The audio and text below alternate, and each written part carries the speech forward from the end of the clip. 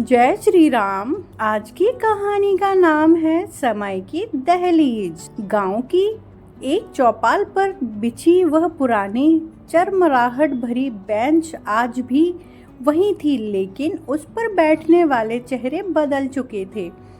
बूढ़े रामदीन बाबा अपनी धुंधली आंखों से सड़क की ओर ताक झांक कर रही थी, जहां से शहर को जोड़ने वाली पक्की सड़क अब धूल नहीं बल्कि रफ्तार उड़ाती थी। उनके हाथ में एक पुराना रेडियो था जो कभी कभी घड़घड़ाकर चलता और खबरें सुना देता था। उनके ठीक बगल में उनका पोता आर्यन बैठा था, जिसकी आंखें अपनी स्मार्टफोन की स्क्रीन पर जमी हुई थी और कान में नॉइज कैंसलेशन हेडफोन से ढके थे। यह दृश्य मात्र दो पीढ़ियों का मिलन नहीं था, बल्कि पुराने दौर और एक नए दौर के बीच की एक खिंची रेखा लकीर थी।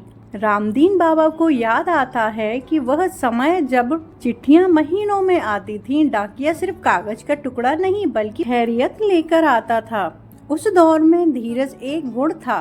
लोग घंटों कुएं पर बातें करते थे। 30 त्योहारों पर पूरा गांव एक रसोई की तरह महकता था। खुशियां महंगे गैजेट्स में नहीं बल्कि नीम की छांव और गिल्ली डंडा में थी। संवाद यानी कि चेहरे देखकर मन की बात पढ़ ली जाती थी। तब स्टेटस व्हाट्सएप पर नहीं बल्कि समाज में किए गए नेक कर्मों से बनता था।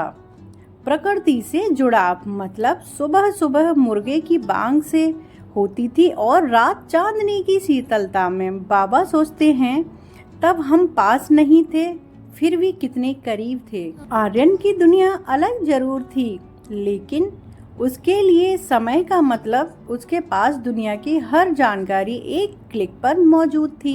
उसे चिट्ठी के इंतजार का दर्द नहीं पता था, क्योंकि उसके लिए मैसेजिंग का दौर है। नए दौर में हमें सुविधा और क्षमता दी गई है। आज हम 7 समंदर पार बैठे व्यक्ति को देख सकते हैं और उससे बात कर सकते हैं। शिक्षा और करियर के लिए अब सीमाएं खत्म हो चुकी हैं। इंटरनेट ने हर हाथ को एक बाजार बना दिया है। स्वतंत्रता नए दौर ने पुरानी रूढ़ियों को तोड़ा है और व्यक्ति को अपनी पहचान बनाने की आजादी दी है। लेकिन आर्यन की इस तेज रफ्तार जिंदगी में ठहराव गायब है। वह भीड़ में रहकर भी अकेला महसूस करता है। अचानक बाबा का रेडियो बज उठा। कोई पुराना गीत गूंजने लगा। आर्यन ने अपना एक हेडफोन हटाया और बाबा की ओर देखा।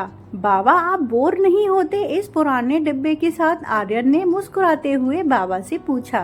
हंसते हुए बाबा बोले, बेटा, यह डब्बा मुझे दुनिया से जोड़ता है, लेकिन मुझे खुद से दूर नहीं करता।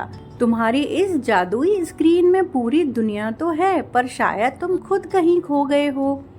आर्यन खामोश हो गया। उसने महसूस किया कि जहां पुराने दौर में भावनाओं की गहराई थी, वहीं नए दौर में सूचनाओं की अधिकता है। पुराने दौर में लोग जीते थे, नए दौर में लोग दिखाते हैं। इस कहानी का निष्कर्ष सच्चाई यह है कि न तो पुराना दौर पूरी तरह से पूर्ण था और न ही नया दौर पूरी तरह से दोषपूर्ण है। पुराने दौर में स्वास्थ्य सुविधाओं का अभाव और शिक्षा की कमी थी, जबकि नए दौर में मानसिकता, तनाव और एकाकीपन है, यानी कि अकेलापन है। आप समझ रहे होंगे कहानी का सार।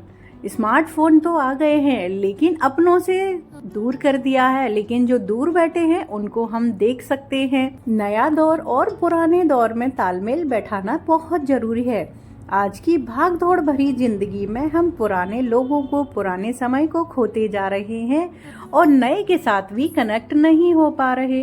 अपने आप पे थोड़ा सा काम कीजिए और इस वीडियो को लाइक कर दीजिए। बेल आइकन ऑल पे दबाना, हाँ, चैनल को सब्सक्राइब जरूर कर लेना। कल मिलेंगे इसी तरह की सामाजिक कहानी के ऊपर। तब तक के लिए जय श्री राम।